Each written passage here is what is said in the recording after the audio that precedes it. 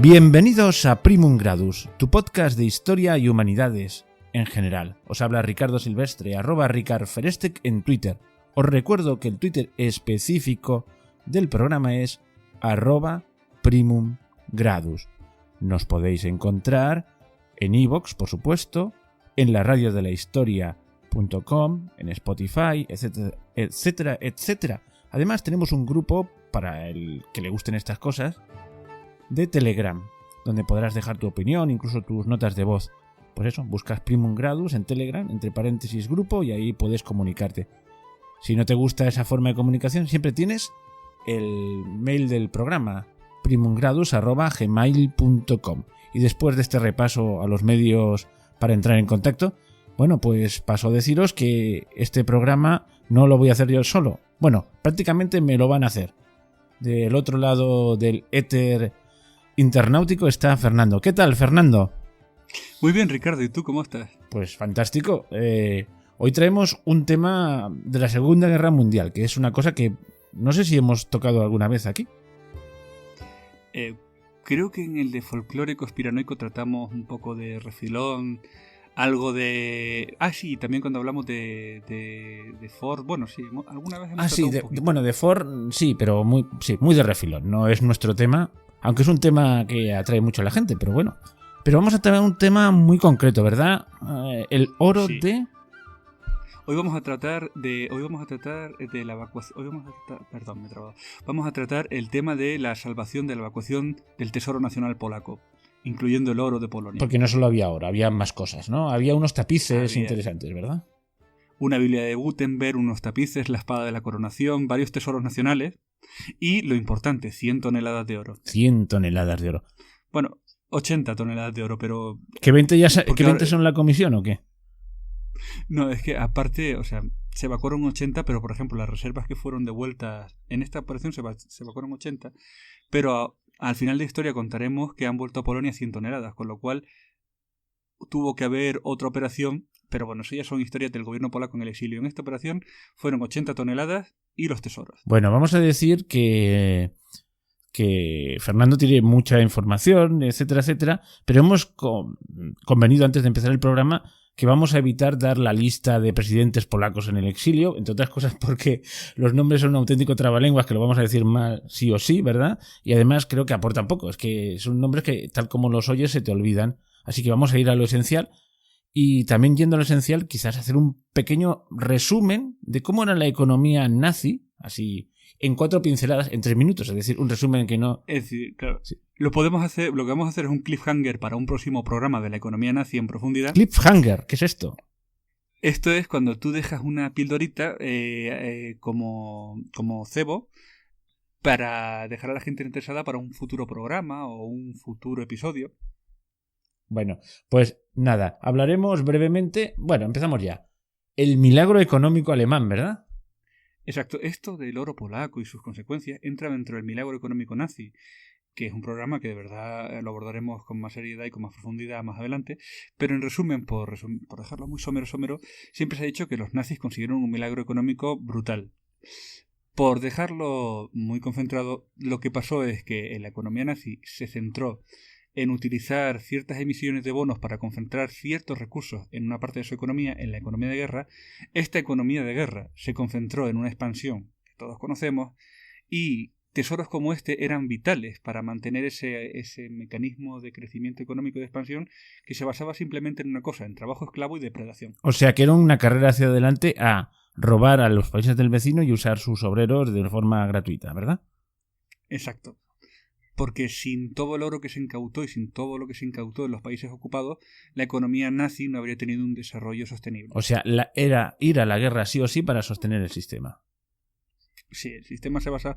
De hecho, la idea era conseguir volver a activar la industria de guerra y con eso expandirse. Ese era el único plan nazi. Y además la economía subordinada a estos planes políticos y bélicos. Totalmente subordinada. Sí, o sea, totalmente subordinada. Es decir...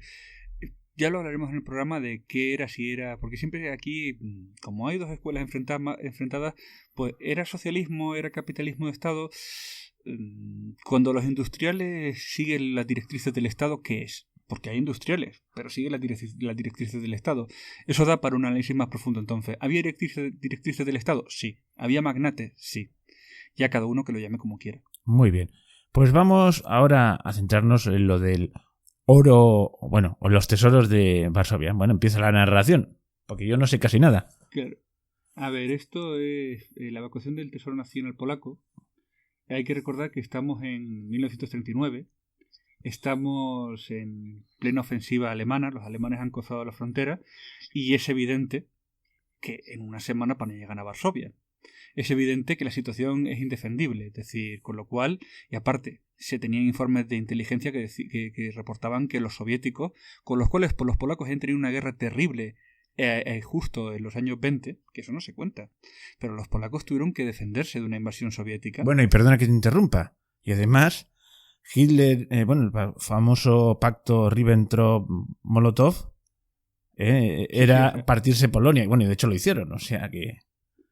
Entonces, los polacos tenían claro que Polonia iba a caer, si no recibía ayuda, iba a caer. Entonces, por seguridad, se decide que es el momento de evacuar el tesoro y se decide que ciertos tesoros nacionales, como ya he dicho antes, los tapices de Hegelian, de los Jagellones, ¿no? A mí me suena Jagellones, sí, que es una dinastía, ¿verdad?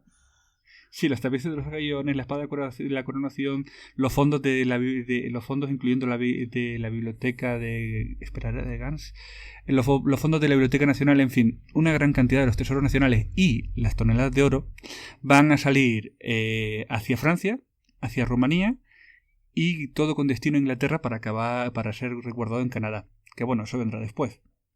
Entonces se toma la decisión el 13 de septiembre que hay que empezar la evacuación. La evacuación la ordena el gobierno, que todavía no será el gobierno en el exilio, el gobierno legítimo de Polonia, y la llevan a cabo dos oficiales que son... Espera, esto sí hay que decirlo bien porque sí hay que recordarlos con cierta... El coronel Ignacy Matuszewski y Henryk Floyar Rachman. Son dos coroneles que quedan al cargo de la evacuación del tesoro polaco. Entonces, estos dos coroneles empiezan, teniendo en cuenta la agresión germana, ¿no? Lo que hacen es transportar, en primer lugar, ¿no?, el oro hacia el Mar Negro por Constanza. Teniendo en cuenta que la situación de la corona romana, pues sí eran aliados de los nazis, pero tampoco eran hostiles a los polacos. Entonces, primero se manda el oro hacia Rumanía con destino a la Francia libre. O sea, ¿Francia ya estaba ocupada? No, estamos en el 39. Como has dicho, Francia libre. Se manda hacia la Francia africana, perdón, me he adelantado. Esto es lo que sé, como cuando ves la historia desde atrás, ¿no?, desde adelante. Bueno, te pillaron un gazapo, ¿eh?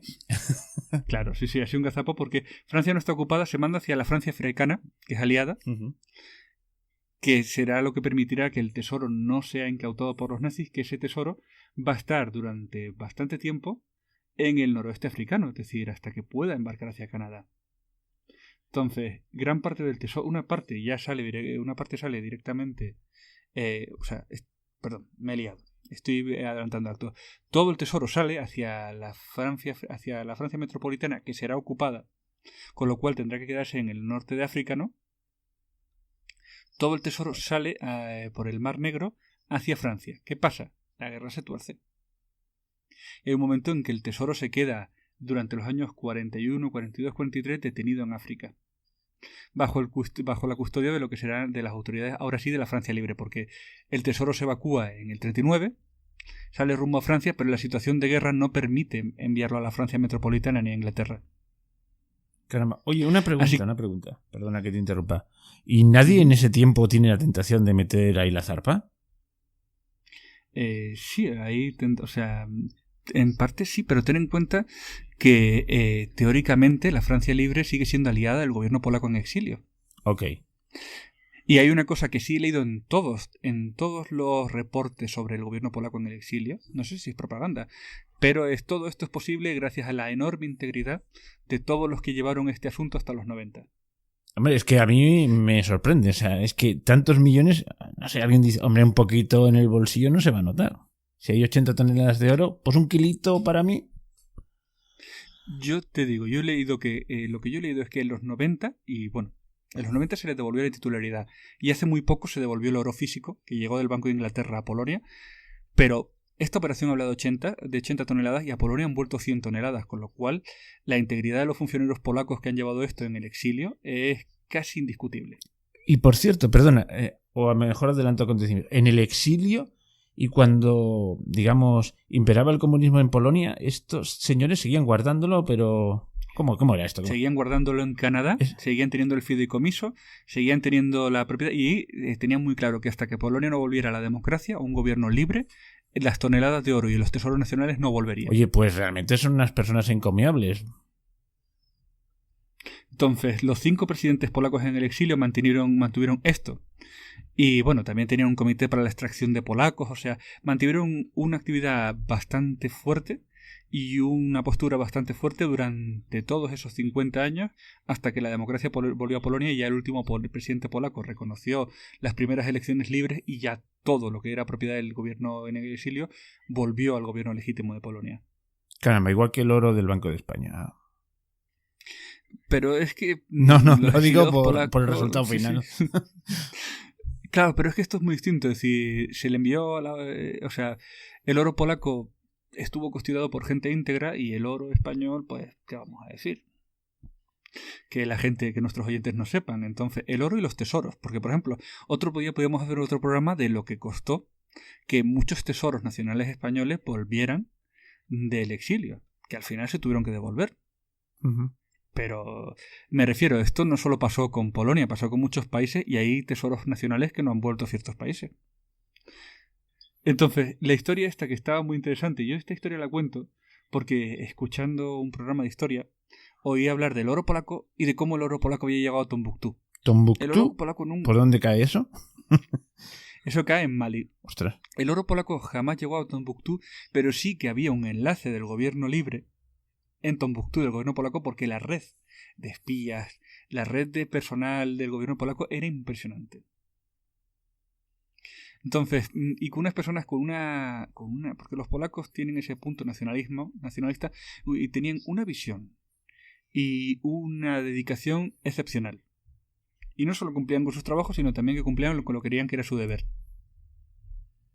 Entonces dije, esta historia de cómo el oro polaco se embarca en el Mar Negro, esta historia hay que imaginar Varsovia, es decir, los primeros bombardeos de Varsovia ya están ocurriendo, la situación del frente es terrorífica, y cómo esta gente, que se prepara para irse al exilio, empieza a embarcar todo esto, lo carga, lo saca, con la intención de llevarlo a Francia, no pueden llevarlo a Francia, lo custodian en el África francesa durante años, lo tienen que, ante el miedo de la invasión nazi, lo tienen que bajar, no solo de los puertos de Argel, sino incluso un poco más hacia el interior, y finalmente consiguen embarcar todo el oro hasta Canadá, donde por fin se custodia durante 50 años.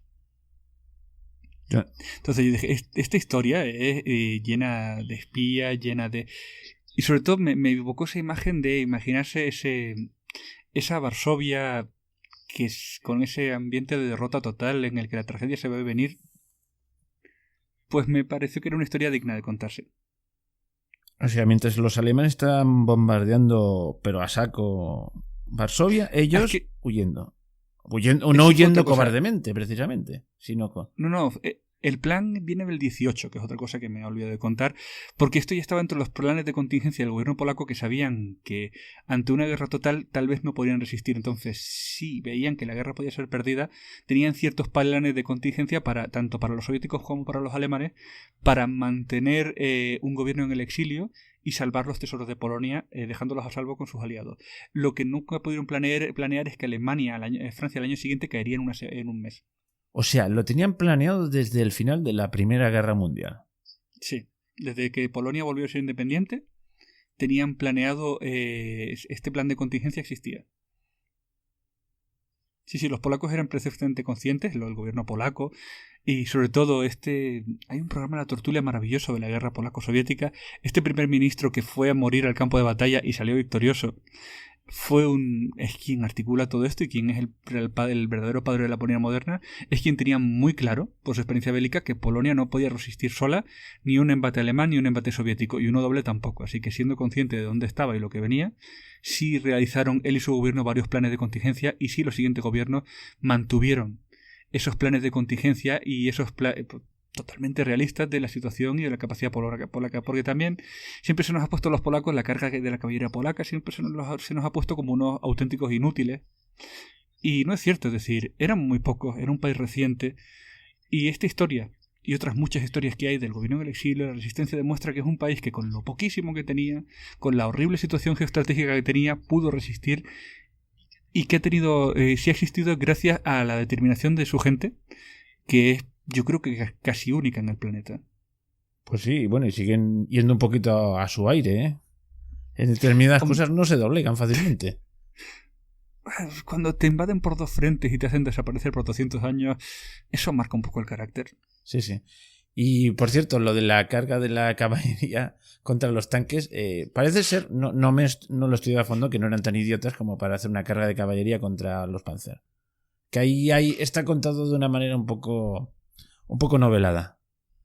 Exacto, o sea, más que carga de caballería es la desesperación de verse superado brutalmente y de saber que no vas a recibir apoyo.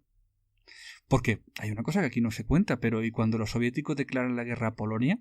Las democracias occidentales no le declaran la guerra a los soviéticos. Bueno, sí, hay muchas cosas curiosas. Que eso de Polonia siempre se ha visto como una traición. Porque a los alemanes sí le declararon la guerra, pero el pacto de defensa de Polonia no se cumplió cuando la Unión Soviética atacó Polonia. Bueno, y previamente hubo el intento de invasión de Finlandia por parte de la Unión Soviética y, bueno, no sé, cosas que el enemigo a batir al principio parecía más la Unión Soviética que Alemania. Lo que pasa es que luego fueron cambiando las cosas. Sí, por este esquema depredatorio alemán sí fue más urgente contenerlos. Pero, te digo, es una historia muy curiosa. Y yo quería contar esta historia también porque es fascinante este juego. Imaginarse Tombuctú, imaginarse estos miembros del gobierno polaco en el exilio, intentando mover esas cajas, intentando llevarlas a Canadá, los espías nazis, como tú dices, todo el mundo intentando echarle mano al tesoro polaco, porque hay una cosa muy importante, que es que este tesoro se evacúa en los primeros 15 días de septiembre, ¿no? Sí, sí. Y es a partir del 20 de septiembre cuando, por esto y por la resistencia, porque cuando Hitler conoce que este tesoro está siendo evacuado, monta en cólera.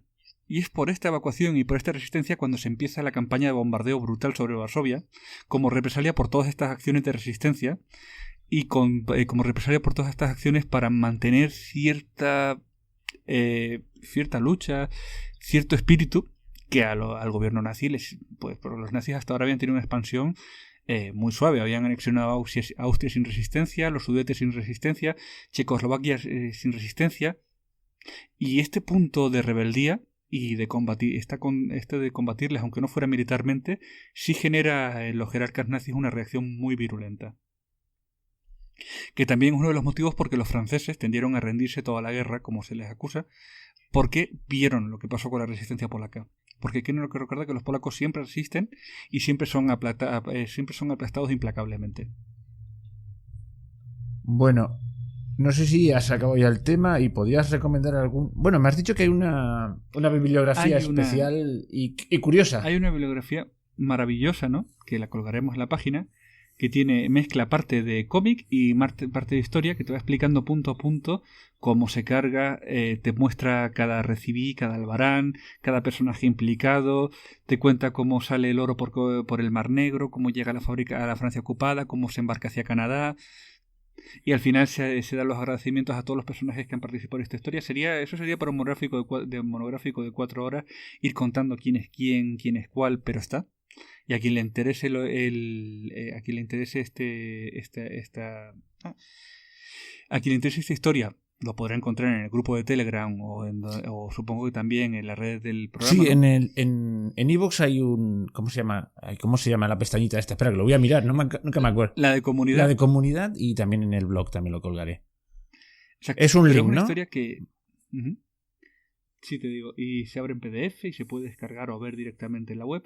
Pero te digo, esta historia, sí, primero porque hacía un montón de tiempo que no hacíamos programa y luego porque creo que esta historia dentro del marco de la Segunda Guerra Mundial y la economía nazi es una historia que merecía la pena contar y que me apetecía contar. Y había pensado que, habíamos comentado antes del programa, podemos hacerlo en plan de contar cada tesoro, cada periplo, cada personaje, pero entre que eso requeriría horas y que seguro que alguno se me iba a olvidar. Y hay una dificultad añadida. Antes, cuando has hablado me parece de un presidente o algo así, que fue el campo de batalla y tal, he estado tentado por preguntar, con mala intención, de cómo se llamaba. Porque yo sé que decir cualquier nombre polaco muchas veces es ponerte en un aprieto, ¿verdad? Son impronunciables. Y recordarlos todos, el centenar de nombres que van a esta historia, cuesta. O sea, si ya cuesta acordarse de los nombres nuestros, pues los nombres polacos son tremendamente difíciles. Es un problema que se tiene cuando se aborda historiografía polaca o historiografía china, que para nosotros... Bueno, los nombres hacen lo que puedes. Por cierto, yo una vez, valga como anécdota, a un chico polaco que hablaba perfectamente castellano, llevaba aquí un tiempo y tal, era muy listo, y le dije, oye, ¿por qué los polacos acentuáis las vocales? ¿Cómo? Sí, la L, porque yo veo, digo, el apellido polaco que me sonaba a mí, el Papa, siempre aquí, Papa Wojtyła. Dice, porque cuando se pone el acento en la L es Wojtyła. Ah, entonces los que decían Wojtyła lo decían bien. Pues fíjate, una L acentuada cambia totalmente lo que estás leyendo. No, valga como ejemplo. Sí, claro. Pero por eso digo que entre la cantidad de consonantes y la acentuación de los vocales, aparte que son muy largos, y aparte no haría justicia a todos estos personajes que fueron ejemplares en su forma de actuar. Pero bueno, es una historia desconocida de la Segunda Guerra Mundial, es una historia que tuvo consecuencias, es una historia que enardeció mucho a los nazis, que ralentizó la economía de guerra nazi porque necesitaban para ese modelo depredatorio, estas reservas las necesitaban. Era absolutamente vital para ellos. Porque sí, los bonos están estupendos para hacer funcionar la economía nazi, pero para importar recursos tienes que usar algo que el otro quiere comprarte, como oro, como divisa extranjera, y el Reichsmark no era suficientemente valioso como para poder importar pues de Sudamérica, del sudeste asiático, las mercancías que incluso no había comercio con Japón, pero si hubiera tenido que haberlo, no iban a pagarles con papel pintado. Claro. Bueno, siempre he oído decir que la idea de la guerra alemana era la guerra, el Blitzkrieg que seguramente lo pronuncio mal, la guerra relámpago. O sea, porque eran conscientes, dentro de los locos que estaban, de que una guerra larga, bueno, pues lo tenían crudo, ¿verdad?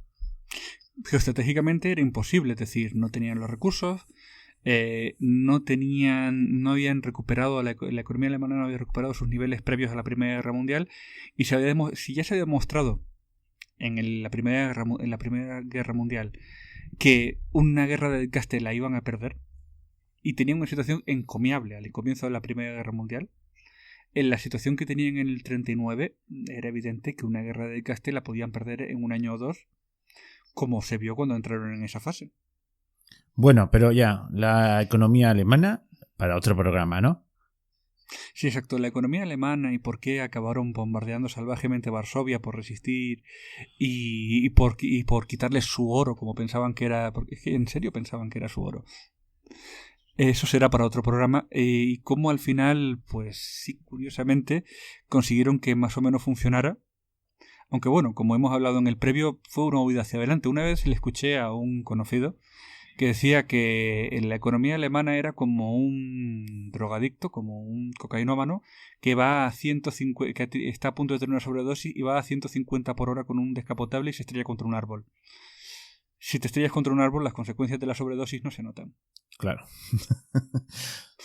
Entonces, era un buen ejemplo de por qué la economía nazi, pues bueno, si estás en pleno momento, pues, si no el problema de eso de esa situación, tanto de la economía como del tipo que se estrella contra el árbol, es que si te das con el árbol, pues ya las consecuencias negativas a largo plazo de esa sobredosis no se van a notar. Mira, y ahora me recuerdas otra cosa, no quería hablar del tema. Hay una película por ahí que se llama La Rosa Blanca, que habla sobre la resistencia antinazi, que fue Parece ser que no fue mucha, pero hubo. Y en este caso hablan de unos estudiantes y tal. Y entonces ahí se ve claramente en el juicio, los condenan a... Es una película dura, porque es dura, pues unos chavales que al final les cortan la cabeza, porque usaban la guillotina.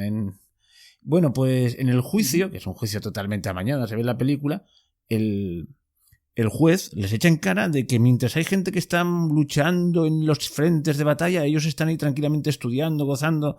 Es que realmente la población alemana no se enteraba. Vamos, sí que se enteraba, claro, porque si tienes un hijo en la guerra, pero yo qué sé, la población británica recibía bombardeos mientras que la población alemana pues llevaba una vida normal. O sea, la obsesión de Hitler es que la gente no se le rebotase y que aceptase la guerra, y para eso unas ciertas cotas de bienestar eran necesarias. Es una cosa muy curiosa. Entraron en la economía de guerra, pues supongo cuando ya se pegaron, cuando se chocaron, como tú dices, contra el árbol, ¿no? Exacto, sí, eso fue... de hecho, la economía de guerra entra muy tarde, entra en el 42, 43 y hasta el 44. Cuando se miran los registros de producción nazis, se ve que hasta el 44 no entran completamente a economía de guerra. Es fascinante. Sí, sí. Por eso lo digo. Entonces la población alemana estaba relativamente tranquila, sí, porque hay una guerra, pero está lejos. No me afecta, no me caen las bombas en la casa. Claro, la población, hasta que no empieza la campaña de bombardeos a finales del 42, principios del 43 y sobre todo el 44, que es el año que lo notan, es el año que viene la derrota, es decir, que los soviéticos avanzan hacia Varsovia, los bombardeos son diarios, están colapsados hasta el 44, que se tuerce la guerra. La población alemana realmente 40, 41, 42 no notan la guerra, no se nota como se nota en los otros frentes. No es como la Unión Soviética. Es decir, en la Unión Soviética desde el comienzo de operaciones se nota la guerra. Es decir, están a pocos kilómetros de Moscú. En Gran Bretaña los bombardeos son constantes. Francia queda ocupada. Incluso en Estados Unidos la campaña de bombardeo submarino se nota. Bueno, oye, nos hemos ido del tema. No, por supuesto, me refiero... también quería traer este tema porque la Segunda Guerra Mundial se nos cuenta de una forma muy absurda y maniquea de aquí había unos buenos, unos malos, y llegaron estos y los... No, aquí había mucho más. La historia no está bien contada. Muchas partes están contadas, pero están bien narradas, pero la historia no está bien articulada. Y hay muchos axiomas de la Segunda Guerra Mundial, como la situación de los polacos, como la colaboración de ciertos países de los Balcanes, que no se cuentan como deberían. Es decir, y sobre todo yo creo que hay un maltrato bastante sistemático a Polonia, con esa historieta de la caballería polaca, que sinceramente para un grupo de personas y para un país que tuvo una resistencia tan ejemplar, y bueno, yo no sé cuántos países tienen 50 años un gobierno en el exilio que no te roba el oro. Bueno, yo el que tengo más cerca... En fin. Yo recuerdo cierto político español que el oro no, pero la plata se la llevó a México y un carguero desapareció y se depositó la misma cantidad de plata en un banco de México. Cierto presidente español en el exilio. Bueno, lo contamos otro día. Eso sí, no, me refiero que mientras estos no es uno, son 5 presidentes en el exilio. ¿Que alguien seguro se tuvo que llevar algo? Sí. Pero lo curioso del tesoro está intacto. Y los tesoros nacionales han vuelto. Y de hecho es la parte final que quería contar por hacer el resumen. Estamos 39, empieza la línea de historia es la siguiente. 39, evacuación. Justo en septiembre empiezan los bombardeos de represalia. El oro se manda a África.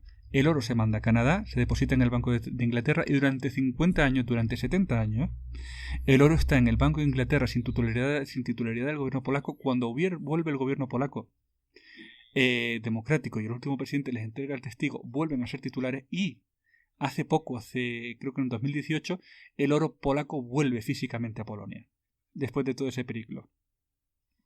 Y esos son 70 años, eso solo un país con una gente, con una honestidad, una honradez y una visión de país fuerte, lo puede conseguir. Y demostrar que el oro haya vuelto en 2018 es una muestra y un signo palpable de que la historia no ha sido justa con Polonia.